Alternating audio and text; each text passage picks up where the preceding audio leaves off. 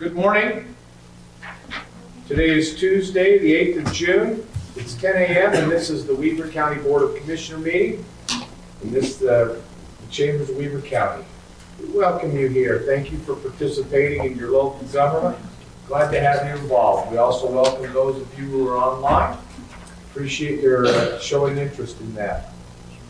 Our invocation this morning, our Pledge of Allegiance will be led by Miss Stacy Skeen.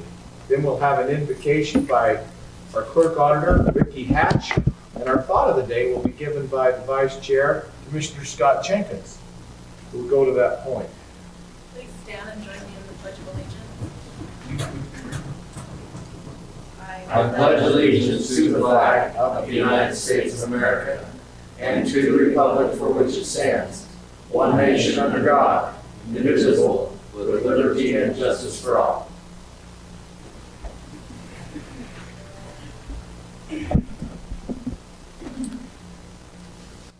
Our kind Father, who art in heaven, we approach you this morning with gratitude for the blessings we enjoy.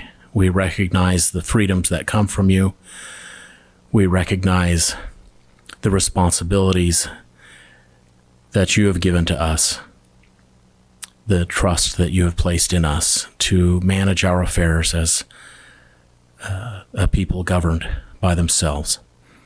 We this morning ask for your guidance and your blessing and your inspiration as we deal with the affairs of the people of Weber County.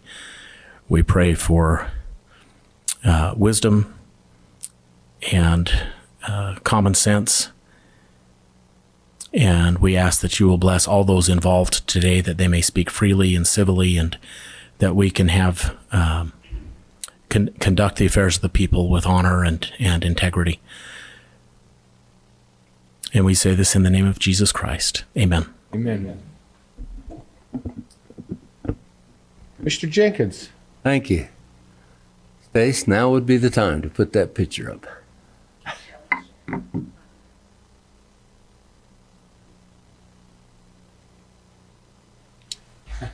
Wrong picture. Here you go. That's okay. It'll have to do. So, we've had the loss of several people around us lately. One of them was our attorney, D. Smith, this last week. And these are such sad affairs when they happen. They're not, you don't see them coming. They just take place around you and you never know. And so my thought of the day today is, look, while you've got the time, make your time count. Don't hold back. You've got your vacation time. You need to go out and spend time with your family. And so this last weekend, I climbed Angel's Landing with 7 of my grandchildren. They're all of my high school kids, high school grandkids. And we also walked the Narrows. And these are 5 of them that got on that Narrows. And these are times that you can't recapture. They're one time. You get one shot at them, and not 2 or 3, or you do them once. And this was a wonderful, wonderful trip. I had a good time with my kids, and these are memories that last a long time. So I encourage you to go make some memories. That's what it's all about. Thank you. Do you have a name for that trip, and how often do you do it? So I do it annually, and it's called Grandpa's Great Adventure. And they never know where it's going to be from year to year, so it just depends. Every year's a little different. But they all look forward to it, and they wait for the time they're in high school to go, and they're sad when they graduate because then they're done. And that's it. How many grandchildren do you have? 21. Wow, that's wonderful. So hopefully I got lots of years of this yet to go. It's great. Mm-hmm. Good. Commissioner Jenkins, he does make the most of it. I think earlier, not too many weeks ago, you also went rim to rim in the Grand Canyon. Oh, no, that was a year ago. Oh, sorry. Just trying to give you a little more stamina credit, but we'll wait for another year. Okay. Very good. Thank you, Commissioner, and that's great counsel. Commissioners, we'll now go to our public comments. These are comments, as a Weber County Commission, we're not by statute obligated to take comments to the public, but we like hearing comments from our public, but we want to hear them on the items related to the agenda so we can stay efficient in county government and that we can stay on track while we conduct the business of Weber County. So we ask that your comments are made only on those items listed on our action items, not on our consent items. And so now's the time, if you have comments related to action items on our agenda today, you're welcome to come forward, or those of you online are also welcome to speak. We'll go to the galley first. Is there anyone in the galley that would like to make comments on our agenda today? Seeing none, Stacy or Shelley, are there comments online? We're getting a head back and forth, which is a no. We'll then, Commissioners, leave public comment and go to our consent items. I'll read those for public record. Item number 1 is a request for approval of warrants 459-286 through and including 459-420 and 3950 through and including 3971 and 91 in the amount of $503,476.43. Item 2 is a request for approval of purchase orders in the amount of $354,639.41. Item number 3 is a request from Weber County Fleet Department for approval to surplus 7 vehicles. Item 4 is a request for the Weber County Community Development Department for approval to declare parcel 13-151-006 as surplus property. Item 5 is a request for approval of retirement agreements by and between Weber County and the following individuals: Mary Lou Adams, Geraldine Park, Casey Priest, Robin Hurt, Christine Hallman, Nathan Hutchinson, Alana Bryan, Stacy Rokimore, and Chris Stetler. Commissioners, questions about consent items? I'll move then to Mr. Hatch, if you'll comment on those, please. Certainly, Mr. Chair, thank you. We issued 11 purchase orders this week for $355,000. 51% of that amount, or $181,000, is for our elections office. Through grants from the state, we are purchasing additional voting equipment and maintenance. 32%, or $112,000, will be for the Golden Spike, and that is primarily for ventilation modifications to the riding arena. 9%, or $32,000, is for the garage to purchase a truck. We issued 158 warrants this week for $503,000. One-fourth of that amount, or $114,000, were escrow releases for Cherokee Farms and Mallard Springs. 22%, or $113,000, was for the jail, and that was for food, utilities, building maintenance, and medical supplies. 14%, or $68,000, was dental insurance and disability and vision insurance as well. 11%, or $56,000, is for the library to go towards building maintenance, books and materials, utilities, and some office supplies. And then 6%, or $29,000, is for the health department for the tobacco cessation program. Great. Questions for Mr. Hatch? I'll entertain a motion, Commissioners. Mr. Chair, I'd move to approve consent items on the agenda F1 through and including 5. Motion accepted. Second. And a second. I'll place that motion for vote. All in favor? Aye. Motion carries. Aye. Thank you very much. We'll now move to item G like golf on our agenda, our action items.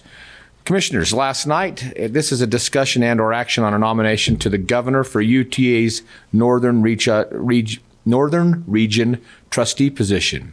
The UTA's Northern Region Trustee position. Commissioners, last night, the three of us were joined by the majority of the mayors in Weber County. I think 13 of the 15 were on the line with us yesterday.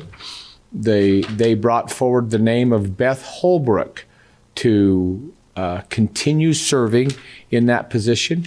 She was unanimously sustained by our Council of Government. So, Commissioners, this morning I'm bringing to you the name Beth Holbrook so that we can, one, not just support this name, but also the mayors who support Beth in this recommendation to the governor for the UTA's Northern Region Trustee position. Are there any comments pertaining to this?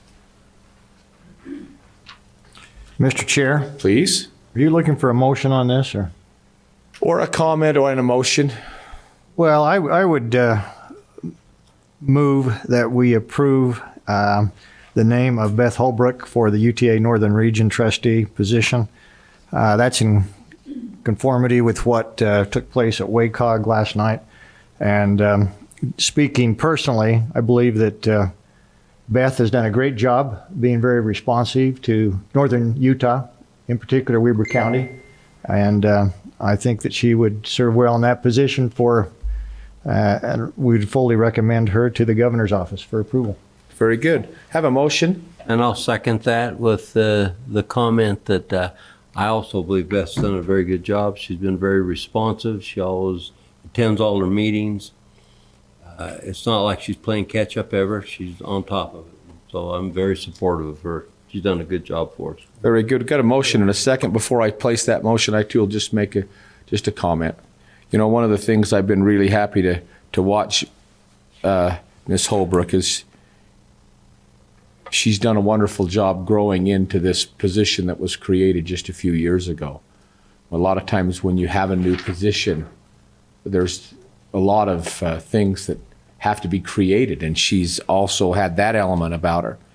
I appreciate the work she's done on what I'm going to call the Ox Rapid Transit Line, which is the BRT. You know, we had oxen was used to pull people into the valley, and now it'll be used to move people in Ogden, back and forth between the Ogden station and up to Weber State and the hospital. But also the Bamberger line, the new line that I'm certain will be coming between the Hill Air Force Base and Ogden, that MITA project, which will be great. So that Bamberger was a historic line that was here for a long time. But Beth, you're just the right person, and so I'll place that motion for vote, Commissioners. All in favor?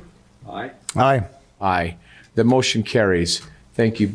Thank you very much, Beth. We appreciate your service. You know, Mr. Chair, she happens to be in the audience. I was Would you like thinking to get about a comment? that. Yeah, Beth, would you like to make a comment? That'd be great to hear from her. She's sometimes a little shy, so I just was trying to be respectful. I've been accused of many things, but not shy. Yeah. Good morning, Commissioners. Beth Holbrook with UTA. I just wanted to thank you so much. I apologize about that. I just wanted to thank you so much for the opportunity to serve the community and to really look forward in the transportation and transit sectors to figure out what we can do to help balance the growth in all of our communities. And I'm humbled with the opportunity to continue to serve. I feel that I can give a great additional service to not only the individual communities, but Weber County as a whole. And I look forward to continuing to be responsive and making sure that we're all moving forward together. So thank you very much for this opportunity. I really appreciate it. Thank you, Beth. Thanks. Appreciate it. Let that also be obvious that we support women in their roles. This commission has actually appointed or hired more women to serve in key positions than any other time in the history of Weber County, and so we're very conscious of that. And this is just another example of that we look for the right person to fill the job, and you're the one. Thank you, Beth, very much. Commissioners, I'll move to the next one, which is a resolution. This is a request for approval of a resolution of the County Commission of Weber County appointing a member to the West Warren Park District. Our presenter today is Miss Stacy Skeen. Miss Skeen? Good morning, Aloha. Commissioners. Aloha. So we recently made the appointments to the West Warren Park Board, and one of the members, Tim Christensen, has resigned. So I reposted this vacancy for a midterm position to fill Tim Christensen's position. It would expire December 31st, 2024. I received 2 applications, one from Chris Clem and one from Robert Del Jordan, and we just need to appoint one member. Chris Clem has recently served on this board as well.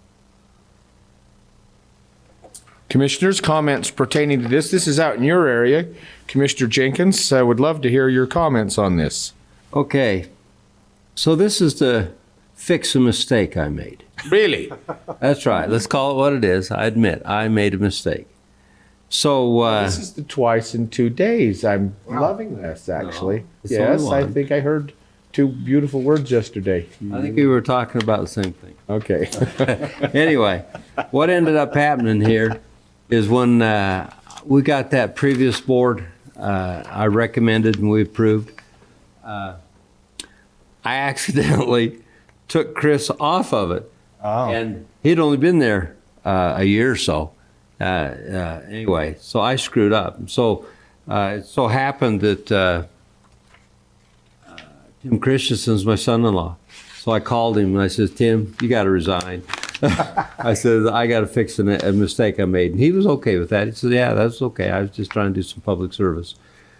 So he resigned so that I could reappoint Chris and fix that mistake I made. So it's just that simple. And I appreciate everybody's patience with me. You know, a lot of times they get upset about things like this. And Tim wasn't upset, and Chris, he was surprised because he recommended several of these guys, and then he ended up getting taken off the board. And he said, whoa, what'd I do? I overdid things.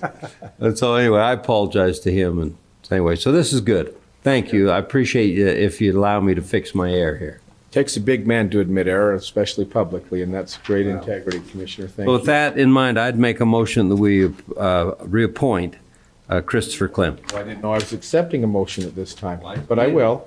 Okay, And I'll good. second it. since Great. it's, That's great. I appreciate you, Commissioner Jenkins, looking at it. It's never easy on these board positions because we have a lot of qualified people that appoint, and a lot of times we go out and actually ask for those, and then it turns out we get more, and then you end up having to eliminate somebody, which is never easy. But I think we always, and Stacy, I think that on all these boards, we keep the people that have applied so that we have future opportunities to appoint them. Yeah.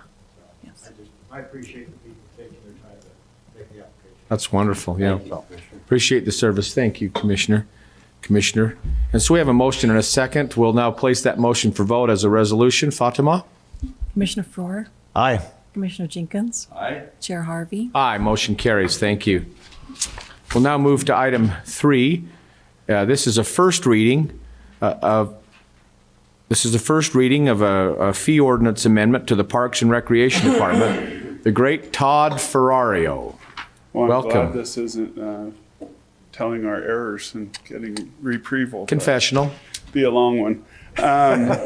So this is in two parts. First off, we were asked to go back through the last couple of years of our fee ordinances. The process has changed a little bit, and I think this is good. So majority of what you see there is just updating what is currently on our website.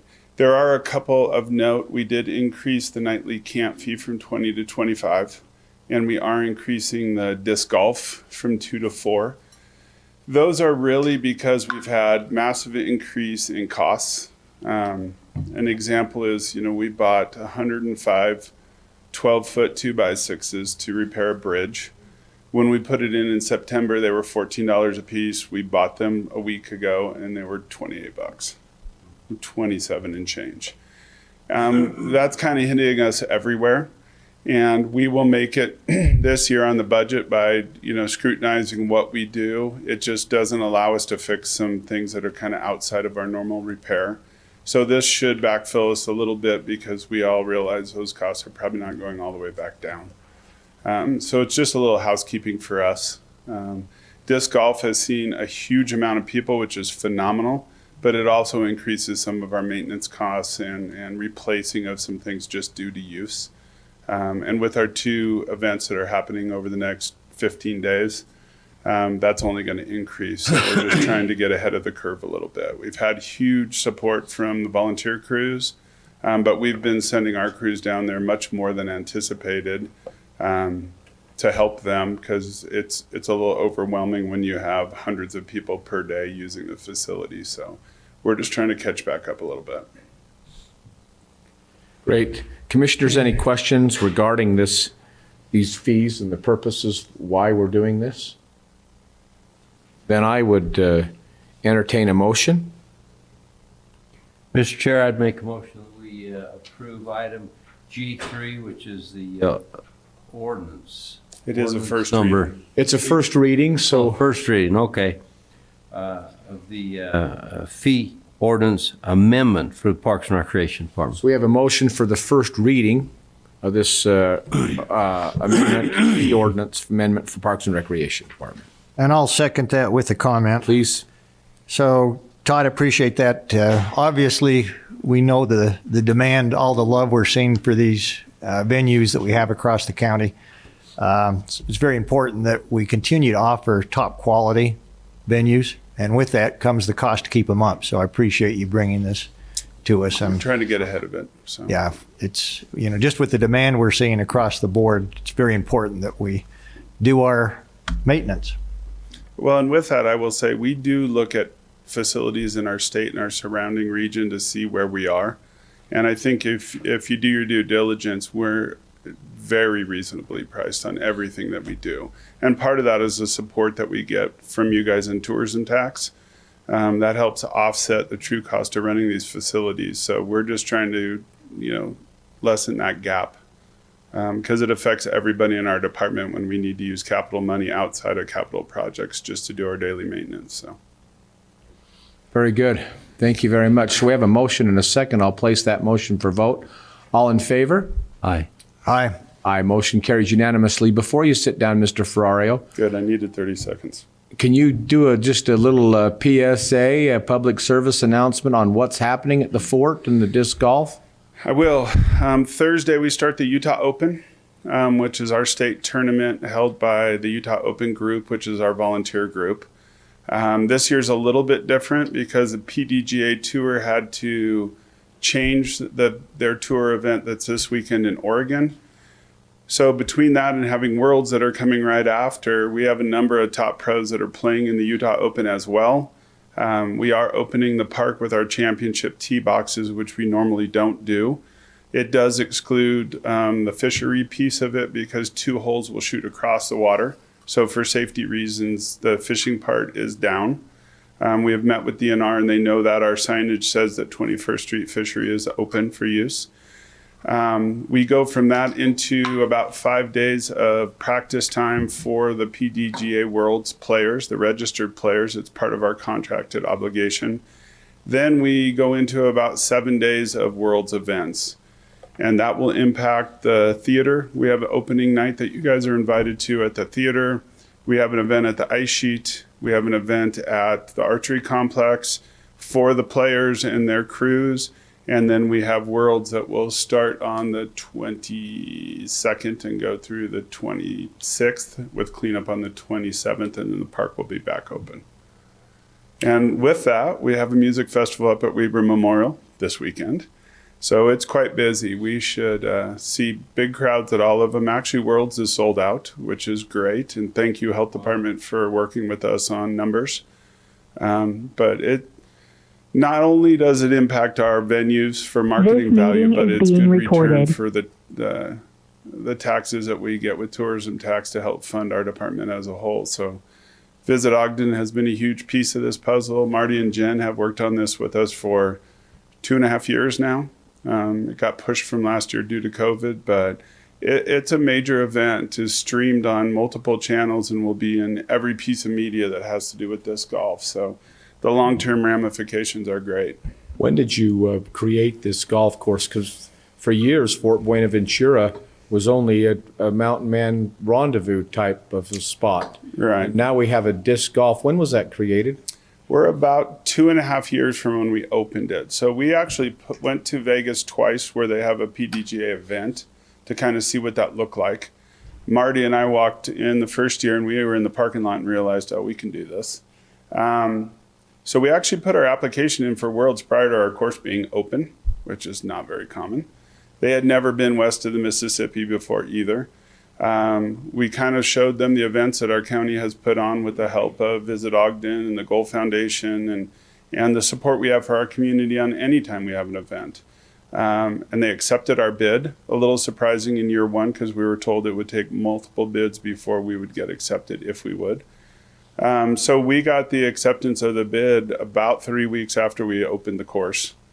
So it would have been a quick turnaround. We were ready last year. Well, we thought we were ready, but this extra year has helped. As you guys know, you've seen the fort. It's gone through a pretty nice transformation.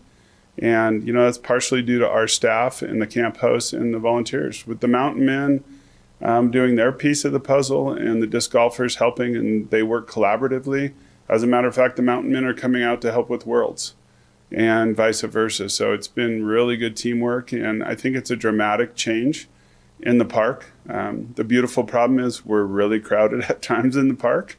So you wish for things, and sometimes you get more than you wish for. But it kind of fits to what Commissioner Frower was saying. The impact here and at North Fork with the trails that we've upgraded have been very, very noticeable. So. Commissioners, this is yet another example of taking an existing resource that we already have and finding ways to create more tourism with minimal impact, even budget impact to our facilities, and have it embraced by all the users. And so I commend you personally, Todd, for what you've done here, bringing the best to the world back to Ogden, create more tourism dollars to help all tax-paying property tax people in Weber County. And I would like to bring to your attention, this started with a $19,000 ramp grant, which is for putting in a championship disc golf course is pennies. But it gave us the seed money to buy the equipment, and then we could, with our staff and volunteers, build the course. And to turn $19,000 into what we're seeing, the economic impact is expected to be over $2 million for Worlds alone. So to be able to see a return on an investment of that scale is not normal, and we know that. Some things have a much bigger punch than others do, but I think it's a pretty phenomenal return. So Absolutely. For our community and the others. Very good. So can I tell you about fire restrictions real quick, just so everyone's on speed? Commissioners, okay, I'd love you to, especially as it pertains to our parks. So Ogden City has put fire restrictions in on the East Bench and down the river, and to include Observatory Park and Fort Buenaventura. So signs will go up today, so they are under fire restriction. They are allowing us to do gas barbecues and elevated gas fire pits as long as they're off of the ground.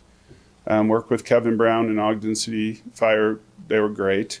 Kept us in the loop the whole time and provide us with the maps and the actual restriction from the city.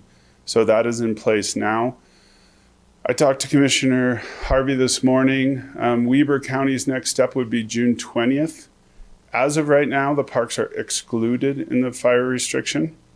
But as I told him, you know, we need to look at that and make sure that at the time that it becomes more of a hazard than the value of having it. But as of right now, we do have, within our fire pits with water available, we do have fires at our upper campgrounds. So just keep you in the loop. If anything changes, we'll let you know. Questions for Mr. Ferrario, commissioners? Good information. Thank you. Thank you. Very good. Thank you, Mr. Ferrario. I do have one. Okay. So Todd, Yes, sir. as far as press releases on this this world championship, you've taken care of all that kind of stuff, so we'll have them out in advance. They are, and realize it's a ticketed event. So the press releases have been going on for months. We opened it up at 1,000 tickets, and they sold out quickly, and then we were allowed to do 200 more. So yeah, the community knows. We do have some passes so you guys can get down there and see it that will rotate around for the county, just kind of observation ones. We've worked with the media because in an event like this, you can't have camera people all over the course in the wrong spot. These are high dollar players. We have 2 players that are $1 million a year sponsored players that are coming. So it's a big deal. You don't get in their way. Yeah. So we actually have a media team that will assign a person that is very familiar with the golf course to take camera people and media outside of the public areas so they can get pictures and news releases. So I think it's been done very well.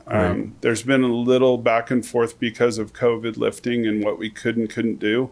So as we worked with the PDGA and opened things up, we let everybody know. Great. So, Thank you very much. You This is betcha. exciting. Thank you. Thank you. That's a great report. Thank you. Commissioners, with that, I'm going to move on to item number 4, a request for approval of a ratification of the 2021 tax sale of properties. Our presenter is April Hatfield. Ms. Hatfield? Go ahead. Good morning, Commissioners. Good morning. All right, so county completed the 2021 delinquent property tax sale on May 27th. Of course, the tax sale is one of our least favorite parts of the job.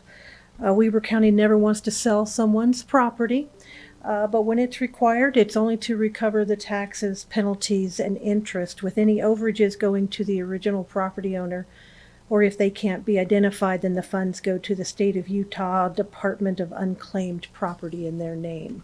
So we don't keep any of that overage. You may or may not be aware that this auction is a result of 6 months of exhaustive efforts by more than just a clerk auditor's office. So with that in mind, we'd like to thank the recorder surveyor's office for their work in reviewing the list of delinquent parcels to ensure that no complications with the boundary descriptions exist. We thank the attorney's office and Cortland Erickson for being available to analyze any special cases, which seem to come up every year, and advise us on the best way to proceed. We thank the treasurer's office for working with the property owners on payments, as well as posting the payments as quickly as possible, which keeps the process running smoothly and efficiently.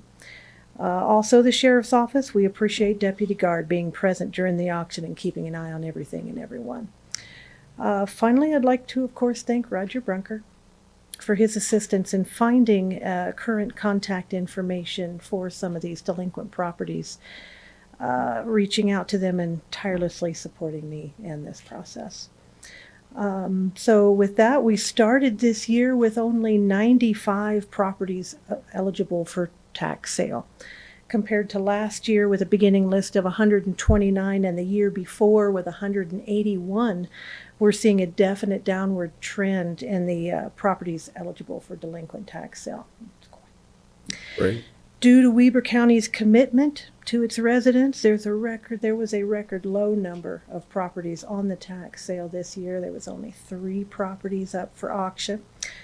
All 3 properties are undeveloped, and all properties had interested bidders, so no properties were struck off to the county.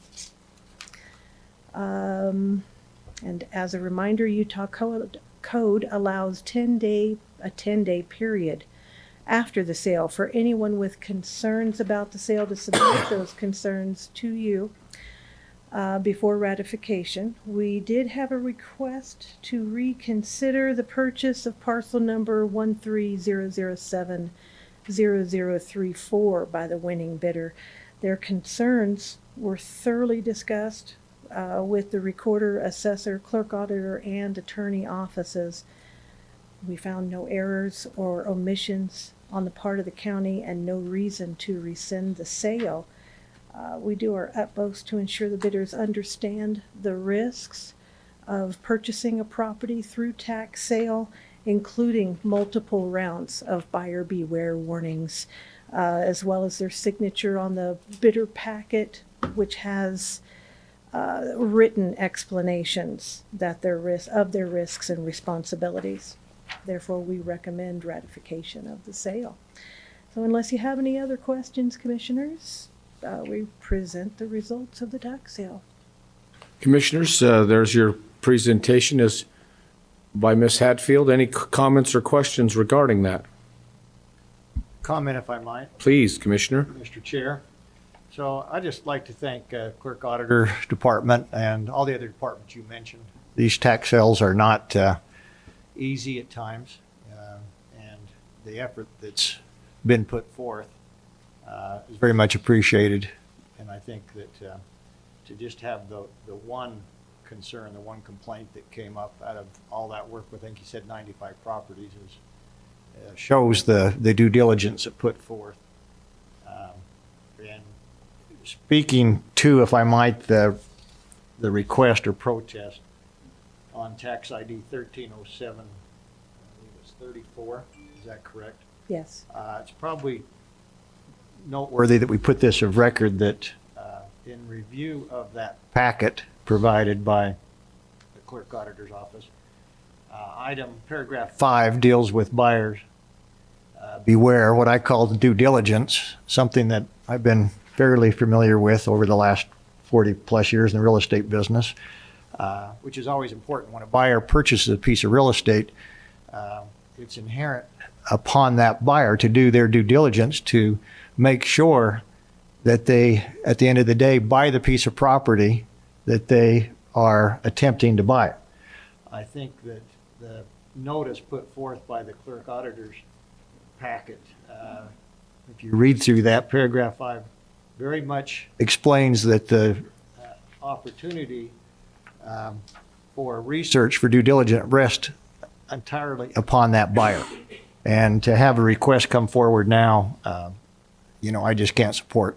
So it's a position that I support that, and I support the recommendation of the clerk auditor to deny that request. Would you like to make that in a motion form? I'd be happy to make that a motion when you're ready.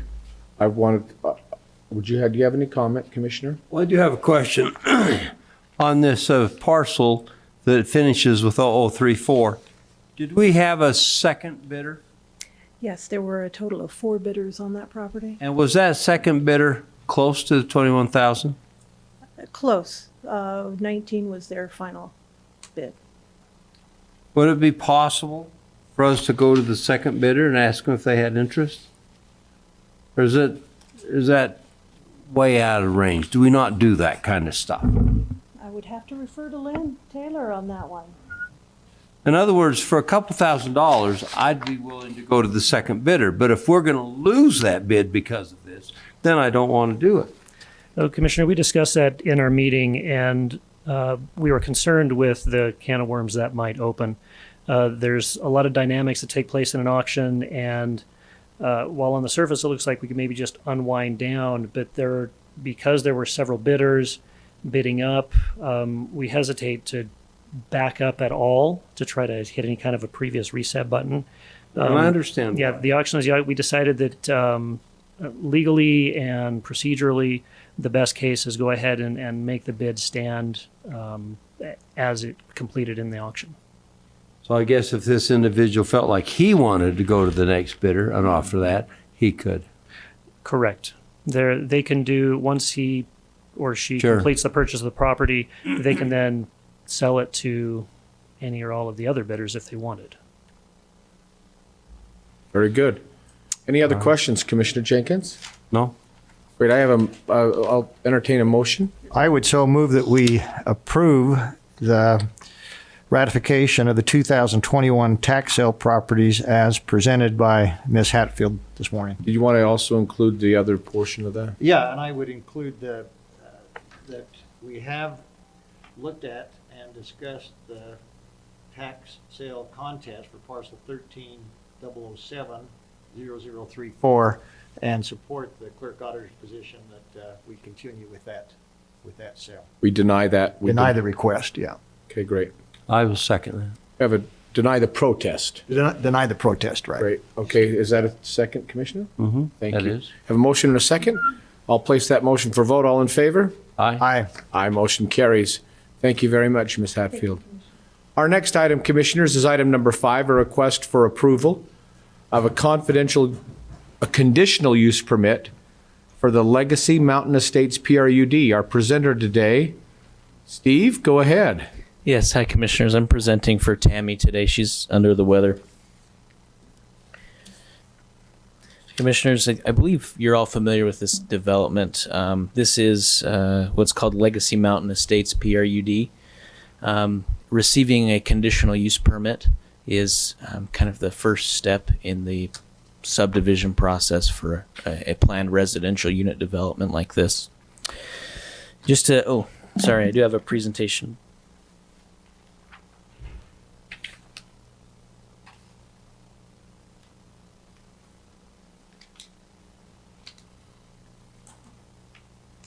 Got a couple maps for you to see the location and the lot layout and everything.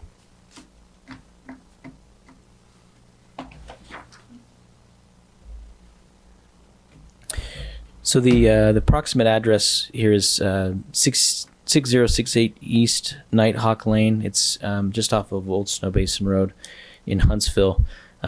You can kind of see I've outlined this project just from the county's map. I've outlined that in red so you can see the scope of it compared to the other projects in the area. This is what has been proposed. So we're looking at 48 residential single-family dwelling lots. This is in the FV3 zone, Forest Valley 3-acre minimum. 3 acres is how they're obtaining their density of 48 units. So 48 units on 288 acres. They actually technically under the 3-acre zoning would have the right to 73 units. They've proposed to actually, so the difference between 73 and 48 is 25. They'd like to use those 25 additional units as accessory dwelling units that are detached. So, Mayor, Please. this is new. When we had this discussion in our work meeting, did we know that they were using those on ADUs? I don't know. I apologize. It wasn't in the work meeting. I don't remember that discussion. Do you, Commissioner? About the ADUs. Yeah, I do. I'm not saying I'm opposed to it. I'm just surprised about it. Mr. Grover, would you please come to the lectern, please, and address this? I don't have a recollection of that. I believe the Planning Commission approved it for 8 ADUs. But it is in a zone that they could have the ADUs in that area, but the Planning Commission approved it at 8. Okay. So. Yeah, so under the density of this zone, they would be able to have these 25 accessory dwelling units detached. They would just like to make it clear and actually kind of pool those 25 units for when they're platting, probably have some kind of table that indicates how many units and which lots they're assigned to.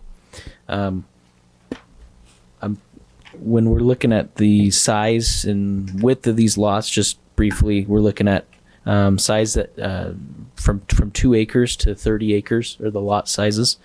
Lot widths are 85 feet wide to, there's one that's like 874 feet wide. So a pretty good range of lot sizes there. Mr. Grover did go over a little bit the Planning Commission recommendation. I'll give that to you. So on April 6th of this year, the Ogden Valley Planning Commission recommended approval of this conditional use permit and the proposed layout. But like Mr. Grover said, to limit the detached accessory dwelling units to no more than 8. As staff, we are recommending the following. We did not include that as part of our staff recommendation because we feel that the developer does have the sufficient density. Also, accessory dwelling units are allowed. If they were to, they're currently allowed really anywhere as long as they're attached to a dwelling. Unless they have double the acreage, they could be detached. So I'll give you our staff recommendation, which is to approve this conditional use permit as proposed with the following conditions. And these are all in the staff report. But 1, the roads within this proposed development shall be private. 2, the proposed trails shall allow public access through open spaces. 3, all signage must be compliant with the Weber County Land Use Code, Chapter 12, Title 110, and shall be located such that no obstruction of site visibility shall occur. Those signs are the street monument entry signs. 4, all exterior lighting must comply with the Weber County Land Use Code. That's based on all of the findings that are there in the staff report. There are 54 acres of proposed open space common area with this development. And in this development, there will also be public trails, as I pointed out in this, at least in the recommendation. There are proposed to be trails that the public will have access to. Oh. I'll answer any questions if you have any. Great. Any questions? Question I have is, can you go back to the auxiliary dwelling units? Yeah. So you did not propose what the Planning Commission approved. So the Planning Commission is a recommending body. So they recommended that you as a commission limit the accessory dwelling units, the detached accessory dwelling units to 8, but we as staff recommend that you don't do that. That we allow them anywhere? That you allow them to have 25 as originally proposed and allowed by the zone. Before I ask for another comment, can those ADUs be used multiples on one specific lot, or they would be assigned to, there's 45 lots here, correct? 48. 48 lots, and so the 20-something ADUs would be one per on those, well, they wouldn't be 2 ADUs on one lot. They'd be one for, and so 20 so of them wouldn't have an ADU, but the other ones could. So that's a really good question. I don't know that we've thought about that in greater detail. Typically, I guess I would think that one lot would just have one accessory dwelling unit. The developer is here. If you have questions for them, they might be able to answer that. That's also something that we can consider as this is being platted in the near future. I'd like that addressed for me. Eric, want to say something regarding that? Hello, Eric Householder, the Householder Group. On the ADUs, and as the developer, we were fine assigning these 8 to certain lots. And that was what our original request was, and then staff thought we could have more flexibility. Will you pull that mic a little closer so we can hear you better? Thank Sure. you. We'd have more flexibility if we didn't assign them at this point. But when we came in for a subdivision, we could allocate those to certain lots. My question is do you have a desire to assign multiple ADUs to one lot? No, and I don't think you can by code. I think you can only have one ADU, one detached ADU on a lot. I think it's one. I wanted to make sure that there wasn't any, I want to take the guesswork out of that, make it very clear. Good point. My thing is I don't have a problem with the additional ADUs. I would have a problem if you assigned multiple ADUs to one lot. You got some lots on there that were huge, and I didn't, so if it was specific that of the 48 lots that there are 20 or whatever, how many ADUs, there would only be one to so many lots. And once the ADUs are gone, there's no more available. And you as a county commission, if you wanted to assign multiple units to one lot, you could under a PRUD, but you're not obligated to, and there's it hasn't been proposed that way.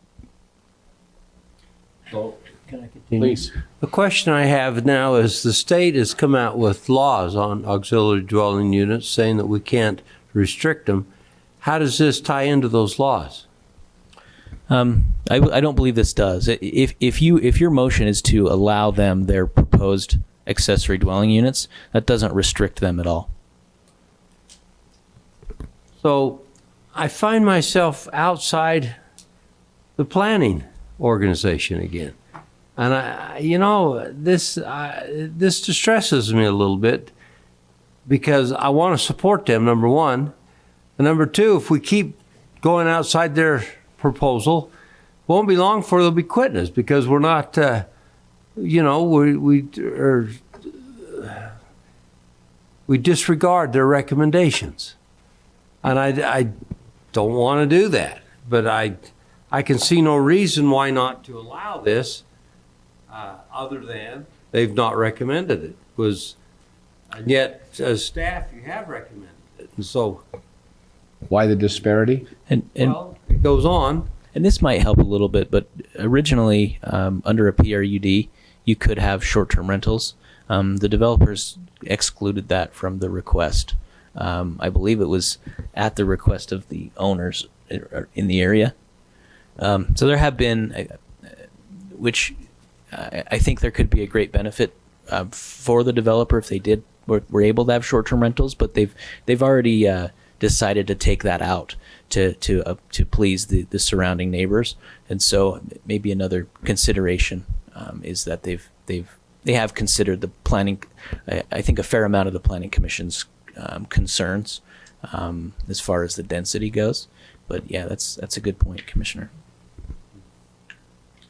Any other questions? Commissioner Farrar? No questions, but comment. So I was able to take a tour of this PRUD, the subdivision, last winter. And So I wanted to get a feel for the location of these lots and the proposed building footprints, if you will. And I feel very comfortable.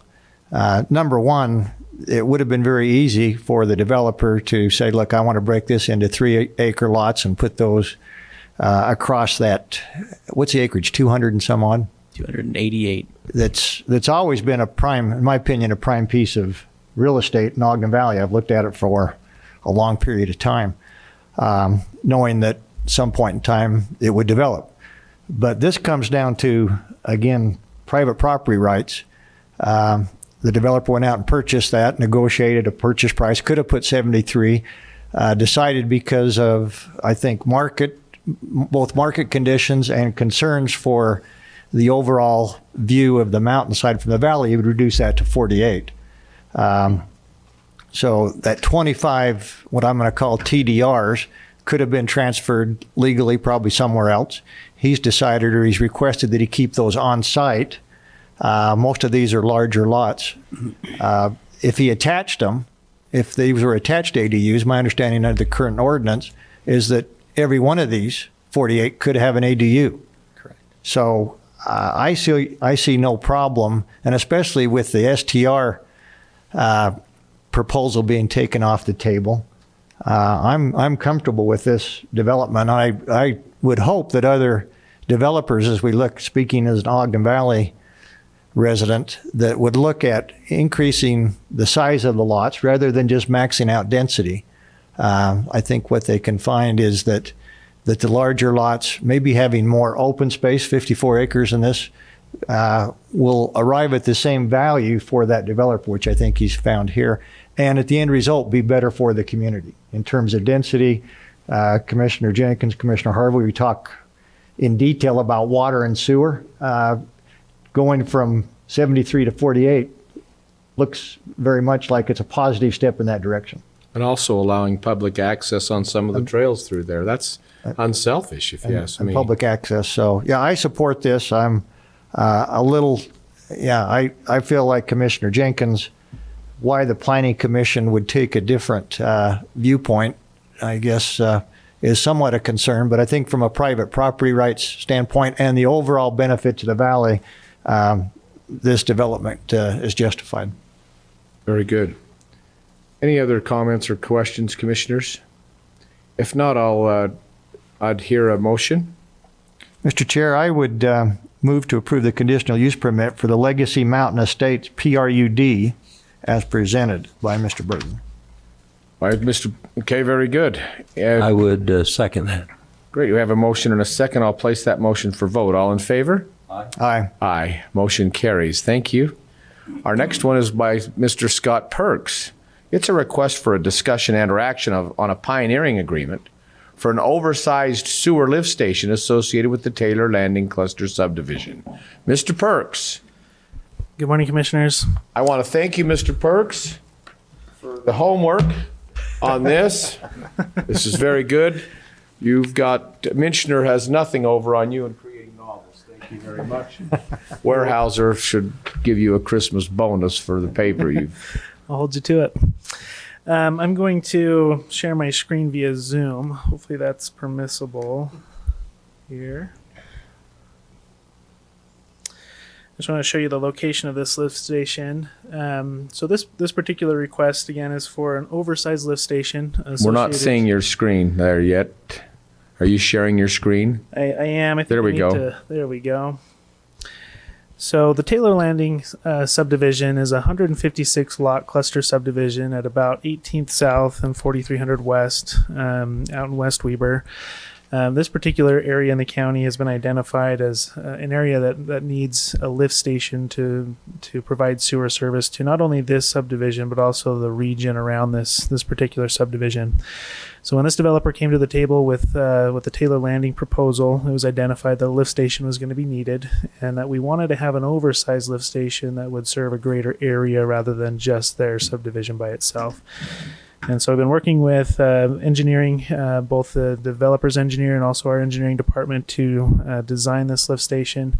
It is currently sized, the design of it is sized to accommodate 860 units in the area that you see delineated in red. In this area here, the red square is where that lift station would be. So it's kind of to the north of the Taylor Landing development. And we've worked with the developer, with our legal counsel, with the developer's legal counsel, and with the commission to generate a payback agreement, a pioneering agreement, where we would pay back the oversized capacity of that lift station as we get building permits in the region that this lift station would serve. So we think we've got a good agreement together, which is for your consideration and potential action today. Do you guys have any questions on what is proposed in that agreement? No questions. Commissioner Jenkins, you have any more questions or comments? Very good. Commissioner Farrar, any comments or questions? No comments or questions. We've been over this in detail. Well, then we'll move forward with this. Would either one of you like to make a recommendation or a motion? Mr. Chair, Yes? I would make a motion that we approve the pioneering agreement for an oversized sewer lift station agreement with the Taylor Landing Cluster Subdivision as presented by Mr. Perks this morning. I've heard a motion. Is there a second? I'll second that motion with no comment and place that motion for vote. All in favor? Aye. Aye No. and no. Very good. Motion carries. Thank you very much, Mr. Perks. Very good. The next one is, Commissioners, is a request for a motion to adjourn the public meeting and convene a public hearing. Can I get a motion? So moved. Have a motion? I'll second And a that. second? All in favor? Aye. Aye. Motion carries. Thanks. We're now in a public hearing. This first part of this public hearing is to consider to take action on a request to vacate a 10-foot public utility easement located along the rear or the south lot line, and a request to reduce a 20-foot groundwater and utility easement down to 10-foot on the side west of the lot line. On Lot 1 of the Hunter Place subdivision, Mr. Perks, you're back up. Go ahead. Thank you, Commissioners. I'm going to share my screen again to show the subdivision plat of this particular property. Okay, so this is Lot 1 of Hunter Place subdivision. It's located at approximately 4209 West, 2475 South in Taylor. The applicant has requested to vacate the rear 10-foot public utility easement, which you see on the southern boundary of their lot here. And then also to reduce the existing 20-foot side utility, and it's called a groundwater easement on the plat, but I believe it's for stormwater purposes, down to 10 feet in width instead of 20. We had our engineering department review this, and they agreed with the request to vacate that southern or rear lot line easement and to reduce the side or west easement. The west easement, to reduce it down to 10 feet, would match the easement as it continues north in the subdivision, so it matches that width further to the north. We did issue public notice to any potentially affected entities, so utility providers and also the neighbors in the area, and we have not heard anything back from anybody. So based on the review of the engineering department, staff recommends approval of these requests. Do you guys have any questions? Commissioners, questions for Mr. Perks? No questions? Great. Then we'll move to item number 3 under the public hearing, which is the public comments. Are there any public online or in the galley that would like to have any comments regarding this item? None online? And none here in the galley. So we'll move then to, I'll entertain a request for a motion to adjourn the public hearing and reconvene a public meeting. So moved, Mr. Chair. We have a motion? Second. And a second? All in favor? Aye. Aye, motion carries. Thank you. Our next one is an action, Commissioners. It's listed under item 5H2, A request for approval to vacate a 10-foot public utility easement located along the rear or the south lot line, and a request to reduce a 20-foot groundwater and utility easement down to 10 feet on the side west lot line on lot number 1, Hunter Place subdivision. Assuming there are no comments or questions, commissioners, unless you'd like to interject, then I'll entertain a motion for this. Mr. Chair, I'd make a motion that we approve the action requested today to vacate this easement. We have a motion Second. and a second on this. I'll place that motion for vote. Fatima? Commissioner Farrar? Aye. Commissioner Jenkins? Chair Harvey? Aye. Motion carries. Thank you very much. Commissioners, we're now on to I like India as it relates to our agenda. Any comments by the commissioners on this? None for me today, thanks. The only one that I would have too is again, and to just echo what you said in your comments today, to the employees is make the most of your opportunities. You don't get this time back, and our deepest condolences go out to the Smith family and those associated with Dee and his sweet wife Sherry and their children, along with his parents and sisters and others, the in-laws. A great family and an unexpected and tragic loss. Commissioners, with that, I'll request a motion to go into closed session to discuss pending or imminent litigation. So moved. Second. Have a motion and a second. Fatima? Commissioner Farrar? Aye. Commissioner Jenkins? Aye. Chair Harvey? Aye. We'll now go into public. Thank you very much. Bill, I think that'll be all. We'll come back and close the meeting when we're finished. Make any announcements necessary.